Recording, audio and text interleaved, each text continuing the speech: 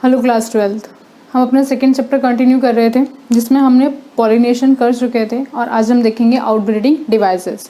क्या होते हैं आउटब्रीडिंग डिवाइसेस, क्यों डेवलप किए जाते हैं, प्लांट को क्या ज़रूरत पड़ी इन चीज़ को डेवलप करने के लिए। बेसिकली हमने पॉलिनेशन के अंदर देखा था दो टाइप के पॉलिनेशन होते हैं, सेल्फ पॉलिनेशन और क्रॉस पॉलिनेशन। सेल्फ पॉलिनेशन के अंदर क्या होता है, ऑटोगैमी होता है और आपका गैटिनोगैमी सेल्फ पॉलिनेशन के अंदर नहीं आता, बट जेनेटिकली वो सेल्फ पॉलिनेशन होता है। बेसिकली वो फंक्शनली वो क्रॉस पॉलिनेशन होता है और जीनोगैमी आपका ट्रू क्रॉस पॉलिनेशन होता है।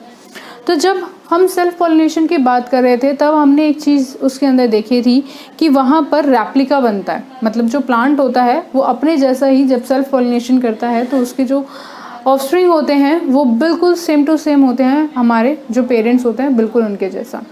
जैसे उनके अंदर जीन्स की डिफॉर्मेशन होती है वैसे उनके अंदर जीन की डिफॉर्मेशन होती है। अगर उनके अंदर अच्छे जीन है तो आने वाली प्रोजेनी के अंदर भी अच्छे जीन होंगे।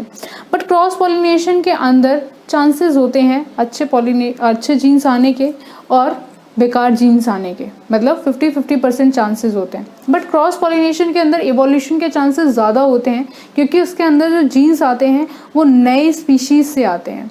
जीनस सेम होता है, स्पीशीज़ अलग होती है, तो वहाँ के नए जीन्स आते हैं तो वो एडवांस लेवल के होते हैं, मतलब वो अपने नए जीन्स बना के हो सकता है कुछ अच्छा प्रोडक्ट बनाए और हो सकता है वो बेकार प्रोडक्ट भी बनाए।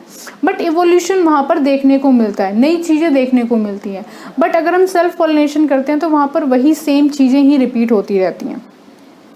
तो कई प्लांट्स के अंदर अगर कंटिन्यूसली सेल्फ पॉलिनेशन हो रहा है, अगर मैं बात कर रही हूँ सेल्फ पॉलिनेशन की, तो वहाँ पर 100% चांसेस हैं कि जो डिजीज़ पेरेंट को होगी वो डिजीज़ आने वाले प्लांट को भी होगी। जो सीड होगा उसके अंदर वो जीन होंगे जो उस प्लांट के अंदर पर्टिकुलर डिजीज़ कॉज कर रहे हैं। बट क्रॉस पॉलिनेशन के अंदर मैं 50% चांसेस बोल सकती हूँ, हो भी सकता है और नहीं भी हो सकता।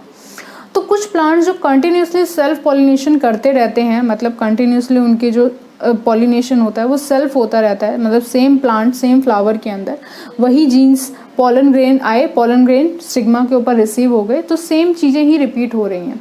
तो वहाँ पर क्या हो जाता है, डिप्रेशन आ जाता है, मतलब इनब्रीडिंग डिप्रेशन बोलते हैं उसे। इनब्रीड का मतलब सेम स्पीशीज़ के बीच में, सेम फ्लावर के बीच के अंदर, और आउटब्रीड का मतलब होता है different species but same genus.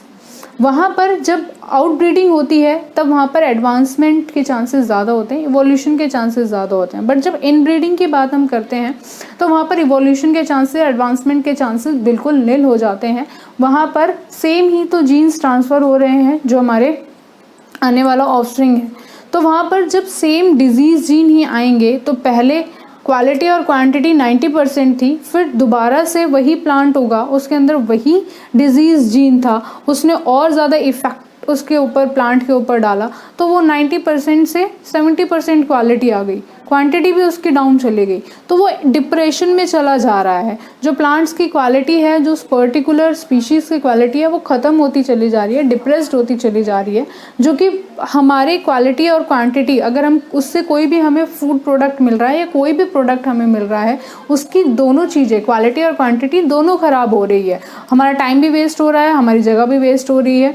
तो वहाँ पर कुछ प्लांट्स क्या करते हैं, अपने लिए आउट ब्रीडिंग डिवाइसेस क्रिएट करते हैं, मतलब वो डिवाइसेस जिसमें वो इंश्योर करते हैं कि सेल्फ पॉलिनेशन ना हो, सिर्फ और सिर्फ क्या हो, क्रॉस पॉलिनेशन हो। तो उसमें देख लेते हैं, majority of the plants are hermaphrodite. Hermaphrodite मतलब जिसके अंदर मेल और फीमेल पार्ट दोनों होता है। वो प्लांट ऐसे फ्लावर जिसके अंदर, ये है आपका कोई फ्लावर, इसके अंदर मेल फीमेल पार्ट भी प्रेजेंट है और मेल पार्ट भी प्रेजेंट है, तो ये प्लांट क्या कहलाते हैं, हर्मेफ्रोडाइट। दे आर बाइसेक्सुअल, मतलब दोनों सेम टाइप के जो रिप्रोडक्टिव पार्ट हैं, गायनोशियम एंडोशियम, वो प्रेजेंट हैं। और वो ज़्यादातर क्या करते हैं, सेल्फ पॉलिनेशन करते हैं। यहाँ से उठा और यहाँ पे जाके रिसीव हो गया with the help of different type of pollinators, either they are biotic agent और एबायोटिक एजेंट। तो अगर वो रिपीटेड सेल्फ पॉलिनेशन में जाएंगे, जैसे मैंने अभी बताया, तो वो क्या हो जाएंगे, इनब्रीडिंग डिप्रेशन हो जाएगी। इनके पास कोई पर्टिकुलर, इस प्लांट के पास कोई पर्टिकुलर अच्छा जीन है, जाएगा, वो भी जाएगा, बट बेकार जीन है वो भी जाएगा। जो बेकार जीन है वो उस अच्छे जीन के ऊपर हो सकता है ऐसा इम्पैक्ट डाले कि उस प्लांट की क्वालिटी ख़राब होती चली जाए, जो उससे प्रोडक्ट मिल रहा है उसकी क्वांटिटी कम होती चली जाए, तो वहाँ पर क्या हो जाएगा, इनब्रीडिंग डिप्रेशन हो जाएगा। तो उस चीज़ को हटाने के लिए कुछ प्लांट्स ने अपने अंदर कुछ ऐसे डिवाइसेस क्रिएट करे जिससे क्या हो, उनके अंदर सिर्फ क्रॉस पॉलिनेशन हो, सेल्फ पॉलिनेशन ना हो। And the flowering plants develop devices to avoid the self-pollination to encourage the cross-pollination, and such devices are called outbreeding devices. वो devices क्या कहलाए, outbreeding devices। इसमें देखते हैं कि वो कौन कौन से outbreeding devices है। सबसे पहला है आपका pollen release and stigma receptivity not coordinated, मतलब ये आपका फ्लावर है, इसके ऊपर स्टिग्मा प्रेजेंट, मेल और फीमेल फ्लावर, मतलब मेल और फीमेल पार्ट दोनों प्रेजेंट है। Pollen release and stigma receptivity not coordinated का मतलब है कि पॉलन रिलीज हुए बट जो स्टिग्मा है वो मैच्योर नहीं है इसको रिलीज करने के लिए, मतलब सॉरी एक्सेप्ट करने के लिए। जो स्टिग्मा है वो अभी मैच्योर नहीं हुआ कि उसके ऊपर पॉलन आके अगर गिर भी गया तो वो भी इतना मैच्योर नहीं हुआ कि वो उसको परमिशन दे कि तुम मेरे साथ क्या करो, फर्टिलाइजेशन कर सको। तो जब पॉलन रिलीज हुआ और स्टिग्मा रिसेप्टिविटी कोऑर्डिनेट ही नहीं कर रहे, उन दोनों के बीच में कोऑर्डिनेशन ही नहीं है। मान लो कि यहाँ पर एक प्लांट है, ये दोनों एक ही टाइम पे मैच्योर हो गए, जैसे ये इसके ऊपर गिरेगा ये इसको परमिशन दे देगा कि मेरे ऊपर ग्रो कर जाओ, बट यहाँ पर ये अभी मैच्योर नहीं हुआ, सिर्फ पॉलन मैच्योर हुए हैं। अब ये मैच्योर होके किसी और प्लांट के पास जाएं वो बात अलग है, बट सेम फ्लावर के पास तो नहीं जाएंगे। तो यहाँ पर ये क्या हो रहा है, इसको ऑटोगैमी से प्रिवेंट कर रहा है, ऑटोगैमी से प्रिवेंट कर रहा है, बट गेटिनोगैमी यहाँ पर प्रिवेंट नहीं हो रही। गेटिनोगैमी क्या थी हमारी, कि सेम फ्लावर के अंदर नहीं होके एक प्लांट के पास दो फ्लावर हैं, उनके बीच में एक्सचेंज हो रहा है पॉलन ग्रेन्स का।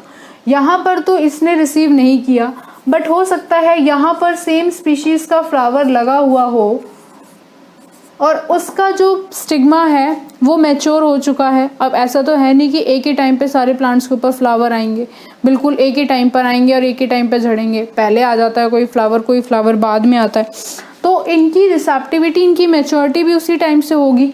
हो सकता है कि ये फ्लावर पहले आया हुआ हो और इसकी रिसेप्टिविटी हो, तो ये पॉलन ग्रेन उड़कर या with the help of certain kind of biotic और एबायोटिक एजेंट, पॉलिनेटरी एजेंट्स के थ्रू ये कहाँ चले जाएंगे, इसके पास चले जाएंगे। है तो ये सेम स्पीशीज का ही, सेम फ्लावर के अंदर नहीं हुआ, बट टू डिफरेंट प्लांट्स के बीच में तो हो गया, और वो भी सेम स्पीशीज के। तो यहाँ पर इसने ऑटोगैमी को प्रिवेंट कर दिया, बट गेटिनोगैमी को प्रिवेंट नहीं कर पाया। तो जो पॉलन रिलीज हुए, स्टिग्मा ने उस चीज़ को रिसीव नहीं किया सेम फ्लावर के अंदर, बट डिफरेंट फ्लावर के पास वो जा सकता है। तो इसलिए हम इसको बोलते हैं कि ये ऑटोगैमी प्रिवेंट कर रहा है, गेटिनोगैमी प्रिवेंट नहीं कर रहा है। नेक्स्ट है आपका different position of anther and stigma. Anther और स्टिग्मा की डिफरेंट पोजीशन, ये भी ऑटोगैमी को प्रिवेंट करेगा, गेटिनोगैमी को प्रिवेंट नहीं करेगा। देखते हैं कैसे। ये आपका एक फ्लावर है, उसके ऊपर स्टिग्मा स्टाइल लगा हुआ है। Different position of anther and stigma. ये दूसरा फ्लावर है,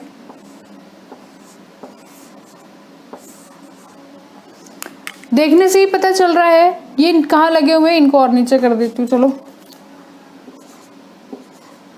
यहाँ पर अगर पॉलन ग्रेन रिलीज हुए तो ये तो यहाँ कहीं नीचे गिर जाएंगे, इसके ऊपर नहीं आ पाएंगे। मतलब स्टिग्मा का पोजीशन अलग है, पॉलन का पोजीशन अलग है, पॉलन नीचे हैं तो इसके ऊपर नहीं गिर पाएंगे, ठीक।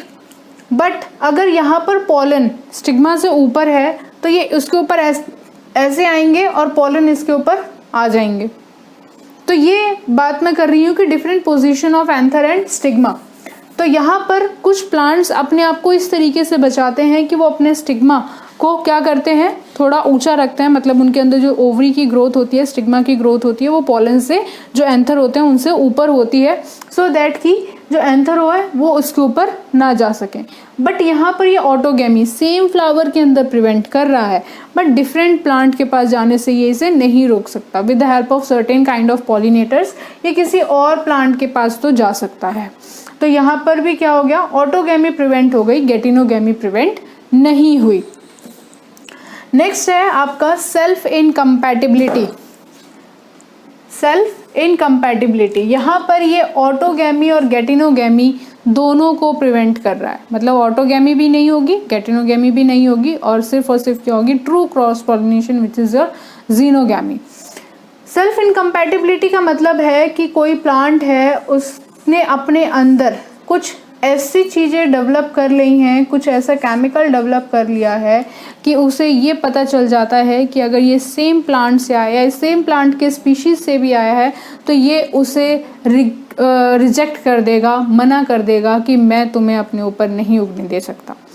कंपैटिबल और इनकम्पैटिबिलिटी दो चीज़ें होती हैं। कंपैटिबिलिटी का मतलब होता है किसी चीज़ के बीच में साझेदारी बनाना।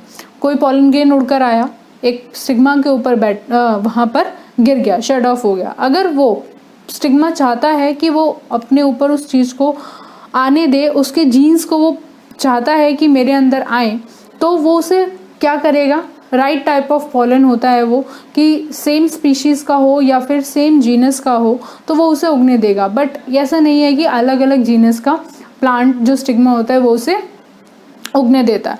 तो यहाँ पर क्या होगा कि जो प्लांट होते हैं, जो कंपैटिबिलिटी का मतलब होता है साझेदारी बैठाना, कि स्टिग्मा किसी पॉलन को उगने दे रहा है जो राइट टाइप ऑफ पॉलन है, रॉन्ग टाइप ऑफ पॉलन को नहीं उगने दे रहा, नहीं जर्मिनेट होने दे रहा, तो वहाँ पर क्या होगा, इनकम्पैटिबिलिटी, कि वो उसके साथ कंपैटिबल नहीं है, वो उसके साथ उसको वहाँ पे जर्मिनेट ही नहीं होने देगा। तो यहाँ पर कुछ प्लांट्स क्या करते हैं, सेल्फ इनकम्पैटिबिलिटी डेवलप कर लेते हैं कि वो अपने सेम स्पीशीज़ के पॉलन ग्रेन को अपने स्टिग्मा के ऊपर नहीं ग्रो करने देते, भले ही वो सेम स्पीशीज़ का हो, सेम जीनस का होगा बट डिफरेंट स्पीशीज़ का होगा, तो वो उसे क्या करेंगे, ग्रो करने देंगे। बट अगर वो सेम प्लांट का है, सेम स्पीशीज़ का है, तो वो उसे ग्रो नहीं करने देंगे।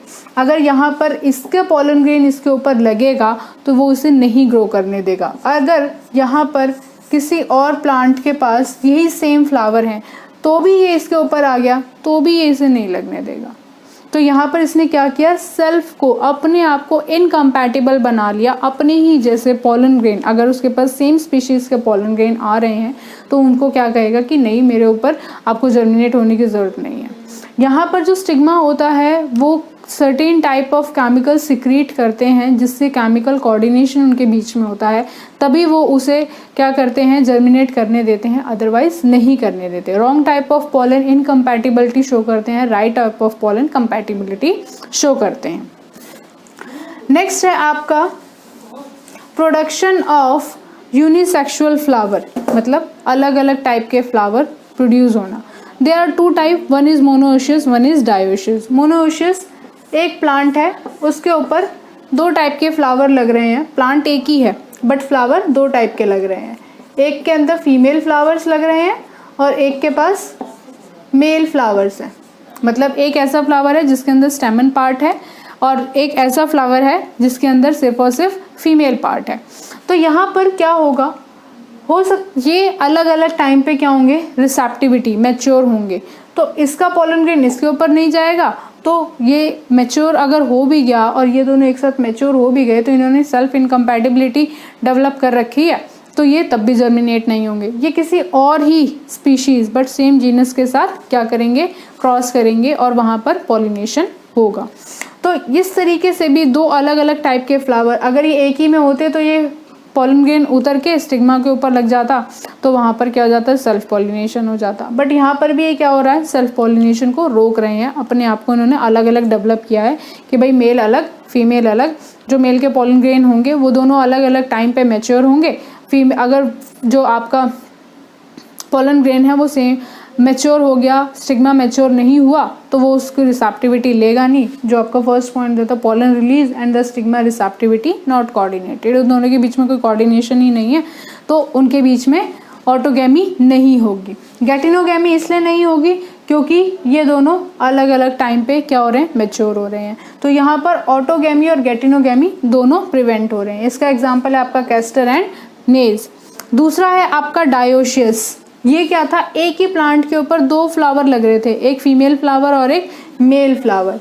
डायोशियस का मतलब होता है 2 का मतलब 2 प्लांट हैं, एक के ऊपर मेल फ्लावर लग रहे हैं और दूसरे प्लांट के ऊपर फीमेल फ्लावर्स लग रहे हैं। अब ऐसा तो है नहीं कि दोनों के ऊपर सेम टाइम पे फ्लावर आएंगे। कई बार ऐसा सीजन ऐसा होता है कि एक के ऊपर पहले फ्लावर आते हैं, दूसरे के ऊपर बाद में। जिसके ऊपर पहले आएंगे वो पहले मैच्योर होगा और वो किसी और स्पीशीज के थ्रू क्रॉस पॉलिनेशन हो जाएगा उसके बीच में। और यहाँ पर मेल फ्लावर है, ये बाद में मैच्योर हुए या फिर पहले मैच्योर हो गए, ये बाद में मैच्योर हुए, तो दोनों के बीच में कोऑर्डिनेशन सेट ही नहीं हो रहा। तो यहाँ पर भी हमारी ऑटोगैमी और गेटिनोगैमी दोनों प्रिवेंट हो रही है। तो यहाँ पर भी जब एक प्लांट के ऊपर 2 डिफरेंट टाइप के फ्लावर आए तो वो क्या कहलाएगा, हमारा मोनोइशियस। उसका एग्जाम्पल क्या है, कैस्टर और मेज। ये भी एक आउटब्रीडिंग डिवाइस है जो प्लांट ने डेवलप किया है सो दैट कि सेल्फ पॉलिनेशन ना हो। दूसरा है डायोशियस की 2 अलग अलग प्लांट हैं, एक मेल फ्लावर का और एक फीमेल फ्लावर का, दोनों अलग अलग टाइम पे मैच्योर हो रहे हैं। तो वहाँ पर भी इन्होंने अपने आप को प्रिवेंट किया है कि सेल्फ पॉलिनेशन ना हो। For example your papaya. These are very important so that कि आउटब्रीडिंग डिवाइसेस डेवलप हो पाएँ, क्रॉस पॉलिनेशन हो पाए, सो दैट कि एडवांसमेंट, इवोल्यूशन और डिफरेंट टाइप के कैरेक्टर्स प्लांट के अंदर आ सकें, कि पता चले कि हाँ डिफरेंट स्पीशीज़ या डिफरेंट प्रोडक्ट वहाँ पे फॉर्म हो। और आउटब्रीडिंग डिवाइसेस हम कर चुके थे। अब हम बात करेंगे पॉलन पिस्टल इंटरेक्शन की। क्या होता है पॉलन पिस्टल इंटरेक्शन, क्यों होता है, किस लिए होता है? जितना भी आपका इवेंट था, पॉलन ग्रेन रिलीज होके स्टिग्मा के ऊपर रिसीव होने तक, वो सारा जो इवेंट कहलाता है वो क्या कहलाता है, आपका पॉलन पिस्टल इंटरेक्शन। मतलब all the events from pollen deposition on the stigma to the pollen tube enter the ovule. जब तक पॉलन क्या होता है, स्टिग्मा के ऊपर आ नहीं जाता और फिर उसके बाद उसके अंदर से पॉलन ट्यूब ग्रो करती है, वो क्या कहलाता है, आपका पॉलन पिस्टल इंटरेक्शन। वो सारा इवेंट जो होता है वो क्या कहलाता है, पॉलन पिस्टल इंटरेक्शन। पॉलन आया, स्टिग्मा के ऊपर गिर गया, अब वहाँ से उसके अंदर पॉलन ट्यूब बननी शुरू होगी। वो भी कहाँ से, जर्म पोर। हमने देखा था कि हमारे पास क्या था, पॉलन ग्रेन था, उसके बाहर एक्साइन की वॉल प्रेजेंट थी, अंदर इंटाइन की वॉल प्रेजेंट थी। जो इंटाइन वॉल थी वो सेलुलोज और पैक्टिन की बनी हुई थी, और जो एक्साइन वॉल थी वो स्पोरोपोलिनिन की बनी हुई थी, जो कि हार्ड है, ब्रेक डाउन नहीं हो सकती। तो इसलिए वहाँ पर छोटे छोटे जर्म पोर प्रेजेंट थे, सो दैट कि जो पॉलन ट्यूब है वो वहाँ से जर्म पोर के थ्रू ग्रो कर सके। तो इसी में ही हम देखेंगे कि पॉलन पिस्टल इंटरेक्शन, पॉलन और पिस्टल का इंटरेक्शन, जैसे कि जो हेडिंग है उसी से पता चल रहा है कि पॉलन का और पिस्टल का interaction, it means male gamete और फीमेल गैमीट का इंटरेक्शन। मेल और फीमेल गैमीट का इंटरेक्शन तब होगा जब राइट टाइप ऑफ पॉलन उसके ऊपर आकर गिरेगा। Right type pollen, wrong type pollen, chemical components produce. Right type pollen का मतलब है कंपैटिबल, कंपैटिबल, जो इसके साथ मिलता जुलता हो, जो स्टिग्मा को मतलब वो मान ले कि हाँ ये राइट टाइप पॉलन है और वो चाहता है कि वो उसके साथ फर्टिलाइज करे। जो वो मेल गैमीट है वो ओवरी के साथ फर्टिलाइज करे, तो वो उसको क्या करेगा, प्रोड्यूस करने देगा, मतलब पॉलन ट्यूब प्रोड्यूस करने देगा। बट अगर वहीं पे वो पॉलन राइट टाइप का नहीं है तो वो क्या करेगा, जो प्लांट है वो उसे डिस्कार्ड कर देगा कि मुझे नहीं चाहिए। ये तब कंडीशन प्रेजेंट है जब नेचुरल कंडीशंस होती है। इसके अंदर जो स्टिग्मा होता है और जो पॉलन होता है उनके बीच में केमिकल कोऑर्डिनेशन होता है, मतलब केमिकल कंपोनेंट सिक्रीट होते हैं, जिसकी वजह से राइट टाइप और रॉन्ग टाइप पॉलन का पता चलता है। बट जो हाइब्रिड प्लांट्स प्रोड्यूस करते हैं, जो कल्टीवेटर्स होते हैं, अगर रॉन्ग टाइप पॉलन भी है तो भी वो उसको पॉलन स्टिग्मा के ऊपर ग्रो करवा देते हैं, अगर उनके अंदर सर्टेन काइंड ऑफ जीन्स ऐसे प्रेजेंट हैं जो कि उन्हें चाहिए कि हाँ मेरे आगे आने वाली जनरेशन में हो। तो with the help of certain kind of chemicals वो उसको अंडर नेचुरल कंडीशन नहीं, मैन मेड कंडीशन के अंदर वो उसका फर्टिलाइजेशन करवा देते हैं। बट अगर नेचुरल कंडीशन होगी तो जो स्टिग्मा होगा वो उसे डिस्कार्ड कर देगा, रिजेक्ट कर देगा और इनकम्पैटिबिलिटी उसकी तरफ शो करेगा। तो यहाँ पर जो पॉलन ट्यूब, जो पॉलन होता है वो स्टिग्मा के ऊपर अगर आके गिर रहा है तो वहाँ पर राइट टाइप और रॉन्ग टाइप पॉलन की बात की जाती है। राइट टाइप पॉलन है तो आपका कंपैटिबल है, रॉन्ग टाइप पॉलन है तो इनकम्पैटिबल है। फिर उसके बाद जो आपका पॉलन ट्यूब होती है वो किसके थ्रू जर्मिनेट होती है? जर्म पोर के थ्रू। और जो आपका जर्म पोर होता है एक्साइन के एक्साइन वॉल के बाहर प्रेजेंट होता है, वहाँ पर छोटा सा एक स्पेस प्रेजेंट होता है जहाँ से पॉलन ट्यूब ग्रो कर सकती है। हमने एक चीज़ देखी थी कि जो पॉलन थे 60% ऐसे प्लांट थे जिनके अंदर पॉलन कैसे ग्रो कर रहे थे? At the stage of 2 cell stage, और बाकी रेस्ट ऑफ उनके अंदर 3 सेल स्टेज था। मतलब हमारे पास वेजिटेटिव सेल था, ये वेजिटेटिव सेल, और ये क्या था? हमारा जनरेटिव सेल था। मतलब इस स्टेज पर आके जो पॉलन थे वो शेड ऑफ हो रहे थे। तो जब ये यहाँ पर पॉलन ट्यूब ग्रो करती है स्टिग्मा के अंदर, जो स्टिग्मा के ऊपर पॉलन गिरे और फिर स्टाइल के थ्रू पॉलन क्या ग्रो करने लगे, तो यहाँ पर जितना भी पॉलन होता है वो हमेशा 2 सेल कंडीशन से 3 सेल कंडीशन में आ जाता है जब वो यहाँ से इस तरफ ग्रो कर रहा होता है। लाइक मान लो कि ये आपका कोई पॉलन आके यहाँ पर गिरा और ये 2 सेल्ड कंडीशन में प्रेजेंट था, मतलब वेजिटेटिव सेल और जनरेटिव सेल। बट जब ये यहाँ पर ग्रो करना शुरू करेगा तो ये 2 सेल्ड कंडीशन से किस में कन्वर्ट हो जाएगा? 2 सेल्ड से किस में कन्वर्ट हो जाएगा? 3 सेल्ड कंडीशन में, क्योंकि यहाँ पर 2 मेल गैमीट, ये सिर्फ 1 मेल गैमीट है। उसके बाद जो वेजिटेटिव सेल ये रहा और जनरेटिव सेल 2 पार्ट में डिवाइड हो जाएगा, ये एक मेल गैमीट और ये दूसरा male gamete, sorry male nuclei, ये एक मेल न्यूक्लियाई और ये दूसरा मेल न्यूक्लियाई। जब भी जो पॉलन ग्रेन होंगे वो सिर्फ और सिर्फ 3 सेल्ड कंडीशन में ही ओवरी को फर्टिलाइज कर सकते हैं, 2 सेल्ड कंडीशन में नहीं। तो यहाँ पर जो पॉलन ट्यूब है वो ग्रो करनी शुरू करेगी और जितने भी पॉलन का मटेरियल है वो किसके अंदर आ जाएगा? पॉलन ट्यूब के अंदर आ जाएगा। अब यहाँ पर पॉलन था तो यहाँ पर उसने क्या किया? ग्रो करना, यहाँ पर आके पॉलन गिरा और फिर उसके बाद उसने पॉलन ट्यूब उसकी ग्रो करनी शुरू हुई। जितना भी इसके अंदर मटेरियल था, साइटोप्लाज्म था, 2 मेल न्यूक्लियाई थे, वेजिटेटिव न्यूक्लियाई थे, वो इसी के साथ साथ पॉलन ट्यूब के साथ साथ यहाँ पर 2 मेल न्यूक्लियाई ये यहाँ पर क्या करेंगे? ग्रो करते हुए इसके साथ साथ आते हुए यहाँ से माइक्रोपाइलर एंड के थ्रू अंदर किस में चले जाएंगे? पहले किसको? जो माइक्रोपाइलर एंड के थ्रू एम्ब्रियो सैक के अंदर चले जाएंगे।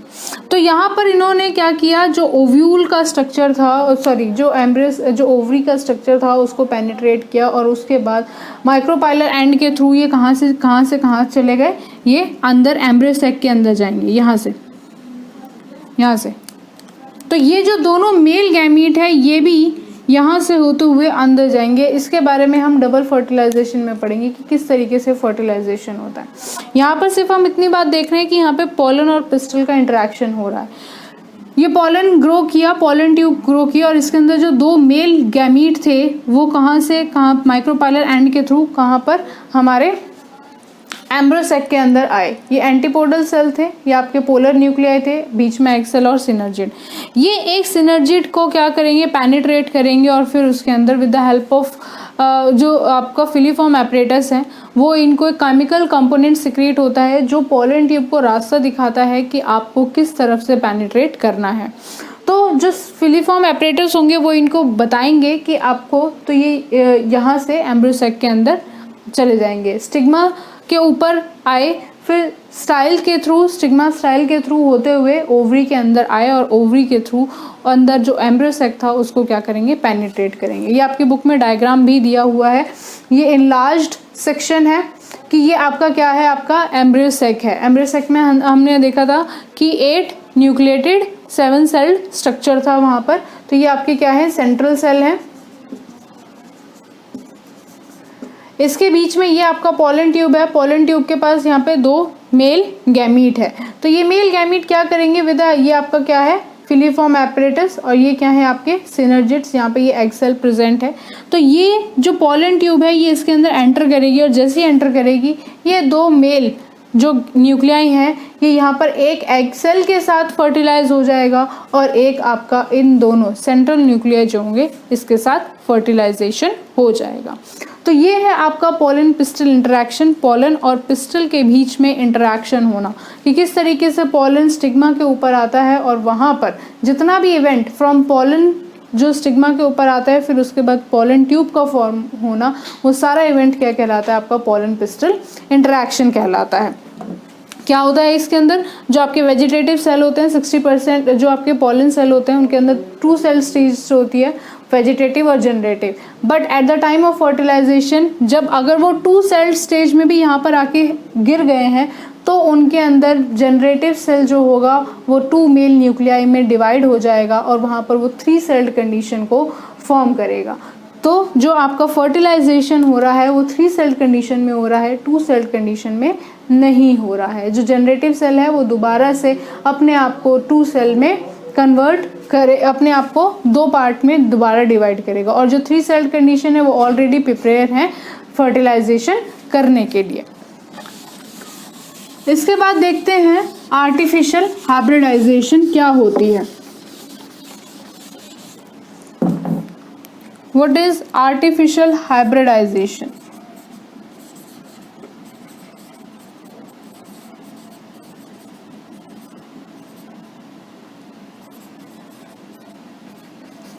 आर्टिफिशियल का मतलब है तो यहाँ पर नेचुरल तो कुछ नहीं हो रहा होगा, जो भी हो रहा होगा वो मैन मेड के थ्रू होगा।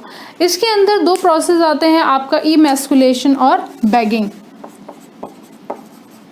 Emasculation and bagging. Artificial hybridisation useful होती है क्रॉप इम्प्रूवमेंट में। मान लो मुझे कोई ऐसा प्लांट चाहिए जो मुझे दोनों टाइम में फ्रूट दे, मतलब मेरे पास एक ऐसा प्लांट है कि जो उसकी 2 वैरायटीज़ हैं, एक तो सर्दियों में फ्रूट दे रहा है और एक गर्मियों में फ्रूट दे रहा है, बट मेरे पास इतना स्पेस नहीं है कि मैं उन दोनों प्लांट्स को लगा सकूं और मुझे प्रोडक्टिविटी चाहिए। तो मैं क्या करूंगी, कुछ के जीन्स निकाल के with the help of biotechnology मैं उनके जीन्स निकाल के मिक्स कर दूंगी, और फिर उसके बाद एक नया प्लांट बनाऊंगी जो मुझे हेल्प करेगा, जो मुझे सर्दियों में भी फ्रूट देगा और मुझे गर्मियों में भी फ्रूट देगा। वहाँ पर मैंने क्या किया, आर्टिफिशियल हाइब्रिडाइजेशन। नेचुरली वो दोनों नहीं प्रेजेंट थे, मतलब वो एक ऐसा प्लांट नहीं प्रेजेंट था, बट मैंने उसे अपनी नीड के लिए बना लिया। तो वहाँ पर क्या हुआ, क्रॉप का इम्प्रूवमेंट हो गया, क्वालिटी भी बढ़ गई, क्वांटिटी भी बढ़ गई। मैं ऐसे ऐसे जीन्स उस प्लांट के अंदर डालूंगी जो उसकी प्रोडक्टिविटी को हाई कर देंगे, उसके अंदर विटामिन मिनरल्स के जो कंटेंट है वो हाई कर देंगे। तो जो आर्टिफिशियल हाइब्रिडाइजेशन है वो क्रॉप इम्प्रूवमेंट में बहुत हेल्पफुल होता है, हेल्पफुल इन क्रॉप इम्प्रूवमेंट।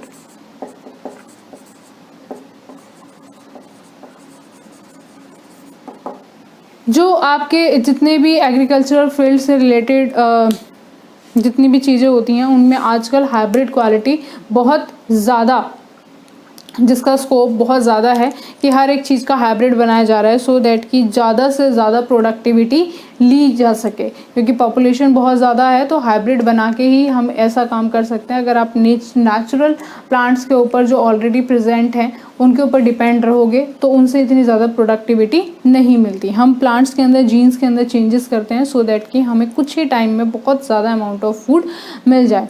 इसका एक नेगेटिव पॉइंट ये भी है कि हम नेचर से जो मिलने वाले ओरिजिनल प्लांट्स हैं उनको कहीं ना कहीं पीछे छोड़ते चले जा रहे हैं। हमने हाइब्रिड बनाया, कई बार ऐसा होता है कि जो हाइब्रिड प्लांट होते हैं, जो उनके फ्रूट होते हैं, उनके जो सीड होते हैं वो फर्टाइल नहीं होते, वो स्टेराइल होते हैं। इट मीन्स उनसे दोबारा से प्लांट नहीं बनाया जा सकता। कुछ ऐसे प्लांट्स हैं जिनसे नहीं बनाया जा सकता दोबारा से उनका प्लांट, तो उसमें क्या होगा, हमें दोबारा से वही चीज़ करनी पड़ेगी। ये जो चीज़ें, ये जो प्रोसेस है ये काफ़ी ज़्यादा आपका कोस्टिंग भी, इसकी काफ़ी ज़्यादा कॉस्ट भी होती है, चीप नहीं होता ये इतना ज़्यादा, बहुत ज़्यादा एक्सपेंसिव भी होता है। तो यहाँ पर जो हाइब्रिड बनाते हैं वो क्वालिटी और क्वांटिटी को तो इंक्रीज़ कर रहा है, पर कहीं ना कहीं जो नेचुरल एक जीन्स हैं, जो नेचुरल कैरेक्टरिस्टिक्स हैं वो कहीं ना कहीं खोते चले जा रहे हैं और उनको हम लोग प्रिजर्व नहीं कर पा रहे। और अगर वो एक बार, अगर मान लो मैंने बहुत सारे हाइब्रिड प्लांट बना लिए और उसके बाद मुझे दोबारा से हाइब्रिड प्लांट बनाना है और कहीं ना कहीं मैंने वो जहाँ से मैंने हाइब्रिड प्लांट बनाना शुरू किया है वो प्लांट ही नहीं रहा, तो फिर वो हाइब्रिड प्लांट भी कुछ टाइम बाद ख़त्म हो जाएंगे, क्योंकि मुझे नए जीन बनाने हैं। और उन प्लांट्स, उन फ्लावर्स या उन फ्रूट्स के अंदर अगर ऐसे सीड डेवलप होने लग गए जो स्टेराइल हैं, जो फर्टाइल नहीं हैं, तो वहाँ पर जो हाइब्रिड क्वालिटी है वो ख़त्म होनी शुरू हो जाएगी, एक्सटिंक्ट हो जाएगी। तो आर्टिफिशियल हाइब्रिडाइजेशन के जहाँ फ़ायदे हैं वहाँ नुकसान भी हैं। इसके अंदर दो प्रोसेस होते हैं आपके, इमेस्कुलेशन और बैगिंग। इमेस्कुलेशन के अंदर क्या होता है कि मान लो कि कोई प्लांट है, मतलब बाइसेक्सुअल है, हर्मेफ्रोडाइट है, फ्लावर्स जो है वो क्या है, बाइसेक्सुअल है। उसके अंदर क्या प्रेजेंट होगा, एंथर भी प्रेजेंट होगा और स्टिग्मा भी प्रेजेंट होगा, सॉरी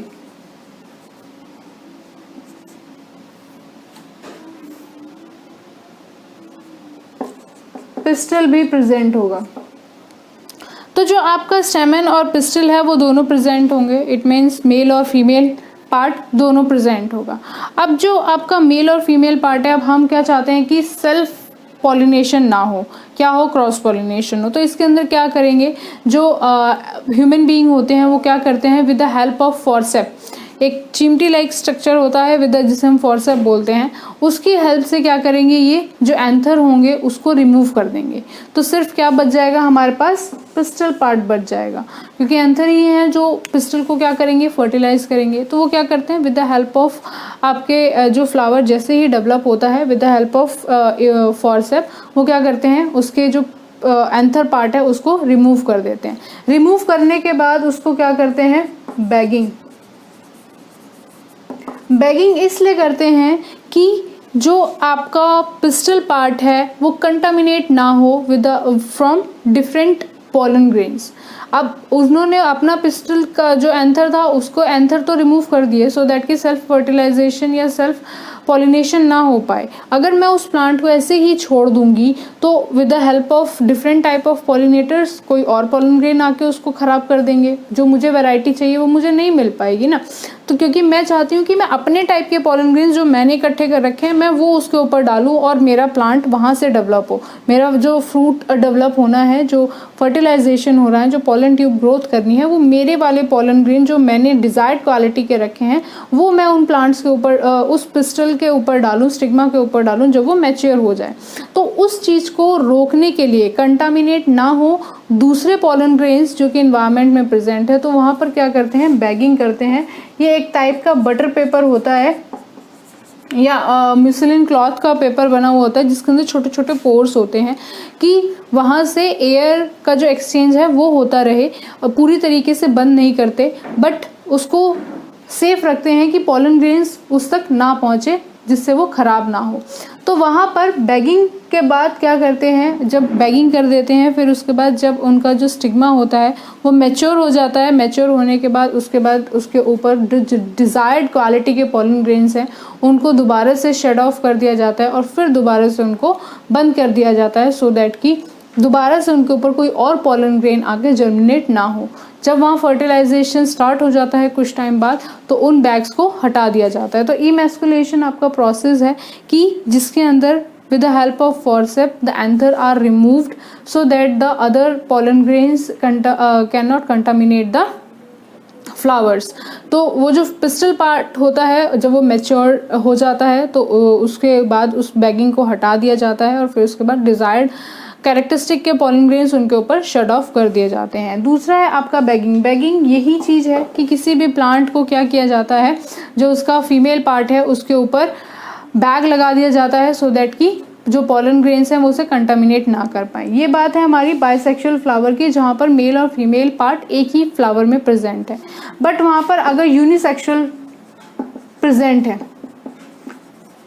तो वहाँ पर मेल पार्ट को हटाने की ज़रूरत नहीं है, सिर्फ फीमेल पार्ट का क्या किया जाता है उसके ऊपर बैग डाल दिया जाता है सो दैट कि दूसरे टाइप के पॉलन ग्रेन आके उसको कंटामिनेट ना करें, और फिर desired number of pollen grain ही उसके ऊपर शेड ऑफ किए जाते हैं, desired characteristic of pollen grain उसके ऊपर शेड ऑफ किए जाते हैं, सो दैट कि हमें डिजायर्ड जो हम चाहते हैं, जिस कैरेक्टरिस्टिक का फ्रूट, जिस कैरेक्टरिस्टिक का सीड या प्लांट जो हम चाहते हैं वही डेवलप हो, कोई और जो अननोन पॉलन है वो उस स्टिग्मा को आकर फर्टिलाइज ना करे, वहाँ पर pollen tube grow is double fertilisation. जैसे कि नाम से पता चल रहा है फर्टिलाइजेशन हो रहा है बट 2 बार, वो देखेंगे कैसे हो रहा है। डबल फर्टिलाइजेशन में क्या होता है, फर्टिलाइजेशन बेसिकली क्या होता है, fusion of male gamete between and the female gamete. एक मेल गैमीट और फीमेल गैमीट का फ्यूजन क्या कहलाता है, फर्टिलाइजेशन कहलाता है। जो डबल फर्टिलाइजेशन है उसके अंदर जो फर्टिलाइजेशन का प्रोसेस है उसके अंदर 4 स्टेप्स हैं। First, germination of pollen on stigma. पहले क्या हुआ, अब फर्टिलाइजेशन हो रहा है, किसके बीच में होना है, मेल गैमीट और फीमेल गैमीट के बीच में। हमें पता है फीमेल गैमेटोफाइट क्या है हमारा, एम्ब्रियोसेक। मेल गैमेटोफाइट क्या है हमारा, पॉलन ग्रेन, जिसके अंदर से 3 सेल स्टेज के अंदर वो डिवाइड हुआ है, जनरेटिव सेल के अंदर और ए वेजिटेटिव सेल। जो जनरेटिव सेल है वो म्योटिकली 2 पार्ट में दोबारा डिवाइड होके 2 मेल न्यूक्लियाई बनाता है, जो हमने पॉलन पिस्टल इंटरेक्शन में देखा कि पॉलन ट्यूब ग्रो कर रही है जर्म पोर के थ्रू और फिर वो माइक्रोपाइल एंड के थ्रू एम्ब्रियोसेक के अंदर एंटर कर रही है। एंटर के बाद फर्टिलाइजेशन होगा, वही चीज़ हम इसके अंदर देखेंगे कि यहाँ पे फर्टिलाइजेशन हो रहा है पर डबल हो रहा है, कैसे हो रहा है, क्या हो रहा है, वो भी देखेंगे। तो जो जर्मिनेशन है, सबसे पहले पॉलन ट्यूब का पॉलन का जर्मिनेशन हुआ किसके ऊपर, स्टिग्मा के ऊपर, वो फर्स्ट स्टेप जो हम कर चुके हैं। दूसरा, ग्रोथ ऑफ पॉलन ट्यूब।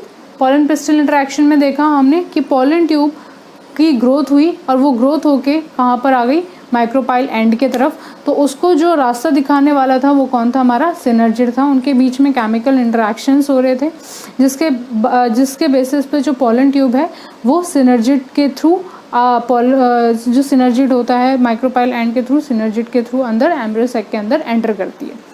दूसरा, the pollen tube enter into the embryo sac. Third step भी हमने देख लिया था कि जो पॉलन ट्यूब है वो एंटर कर चुकी है एम्ब्रियोसेक के अंदर। नेक्स्ट है फ्यूजन ऑफ गैमीट, जो हम इसमें देखेंगे क्योंकि हम फर्टिलाइजेशन कर रहे हैं। फ्यूजन ऑफ मेल और फीमेल गैमीट क्या कहलाता है हमारा, फर्टिलाइजेशन। सबसे पहले क्या होता है, ये आपका एम्ब्रियोसेक है। अब एम्ब्रियोसेक के अंदर क्या हुआ कि पॉलन ट्यूब आई। पॉलन ट्यूब कहाँ से आई, यहाँ से आई। इसके पास क्या प्रेजेंट थे, 2 मेल न्यूक्लियाई प्रेजेंट थे, एक वेजिटेटिव न्यूक्लियाई प्रेजेंट था और पॉलन ग्रेन का जितना भी मटेरियल था वो सारा का सारा इसके अंदर प्रेजेंट था।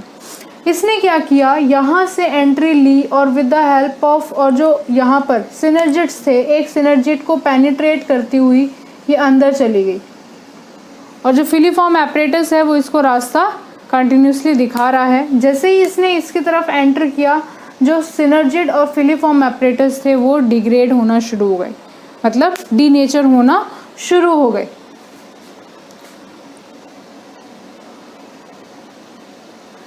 जो ये वाले जो एम्ब्रियोसेक, यहाँ पर क्या है आपके पॉलन ट्यूब, ये क्या है 2 मेल न्यूक्लियाई। अब इन्होंने यहाँ अंदर जाना शुरू किया तो nuclei of both male gamete enter into the embryo sac.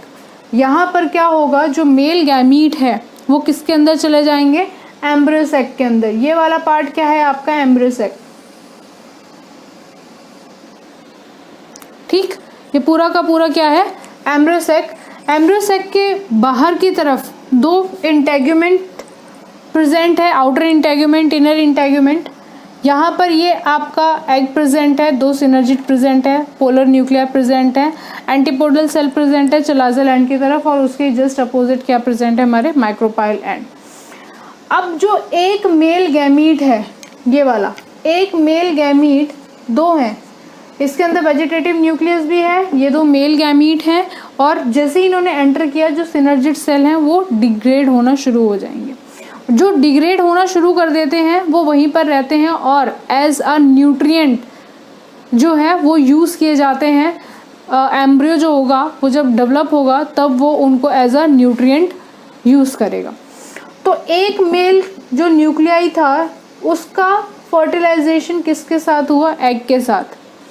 One male gamete fuses with egg, इस वाला ये जो एग सेल था इसके साथ एक मेल गैमीट का फ्यूजन हो गया और ये जो फ्यूजन कहलाया ये क्या कहलाया, डिप्लॉयड जायगोट, क्योंकि ये एक मेल न्यूक्लियाई था N, दूसरा एग के पास प्रेजेंट था N, तो इसने क्या बना दिया 2N, तो ये क्या हो गया हमारा डिप्लॉयड जायगोट। और ये जो जायगोट है ये किसके अंदर डेवलप हो जाएगा, एम्ब्रियो के अंदर। किसके अंदर डेवलप हो जाएगा, ये एम्ब्रियो के अंदर। दूसरा वाला निकल कर गया और इसने इसके साथ फर्टिलाइजेशन किया, पोलर न्यूक्लियाई के साथ फर्टिलाइजेशन किया। यहाँ पर ये फर्टिलाइजेशन डिप्लॉयड कहलाया, बट यहाँ पर ये फर्टिलाइजेशन, यहाँ पर ये डिप्लॉयड इसलिए कहलाया क्योंकि ये N था ये N था, दोनों ने मिलाकर क्या बनाया 2N। बट यहाँ पर ये वाला और इन दोनों के साथ फर्टिलाइजेशन डिप्लॉयड नहीं ट्रिप्लॉयड कहलाएगा। एक male nuclei plus 2 polar nuclei, तो ये क्या हो गया 2N, है वो ये अलग अलग N प्लस N, तो ये क्या हो गया 3N। तो ये क्या कहलाया हमारा 2 पोलर न्यूक्लियाई के साथ ट्रिप्लॉयड प्राइमरी एंडोस्पर्म बनाएगा। और ये बनाने के बाद ये किस में कन्वर्ट हो जाएगा, एंडोस्पर्म के अंदर कन्वर्ट हो जाएगा। पहले एंडोस्पर्म बनता है बाद में एम्ब्रियो बनता है, क्यों, क्योंकि जो एम्ब्रियो होता है वो एंडोस्पर्म से खाना लेता है, तो अगर पहले एम्ब्रियो बन जाएगा तो एंडोस्पर्म बाद में बनेगा तो उसको न्यूट्रिशन कौन देगा, इसलिए एम्ब्रियो बाद में बनता है, एंडोस्पर्म पहले बन जाता है, क्योंकि जो एम्ब्रियो होता है वो एंडोस्पर्म से खाना लेता है। तो इसीलिए इसे डबल फर्टिलाइजेशन कहा जा रहा है। क्यों, पहला फर्टिलाइजेशन इसका इसके साथ हुआ, एक फर्टिलाइजेशन जो कि क्या कहलाया हमारा सिनगैमी, इसे क्या बोलते हैं सिनगैमी, ठीक। दूसरा फर्टिलाइजेशन इसका इसके साथ हुआ, सेकेंड फर्टिलाइजेशन, तो यहाँ पर क्या हो गया डबल फर्टिलाइजेशन। डबल फर्टिलाइजेशन में कितने न्यूक्लियाई प्रेजेंट होते हैं, 5 न्यूक्लियस इसके अंदर प्रेजेंट होते हैं। कैसे होते हैं,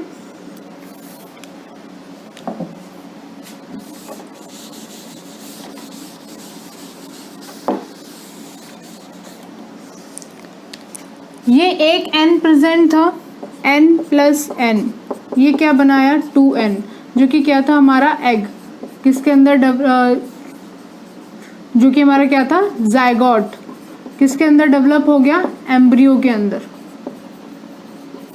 ठीक। ये 2N हो गया।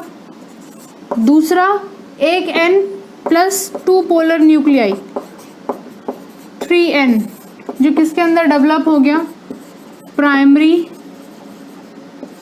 एंडोस्पर्म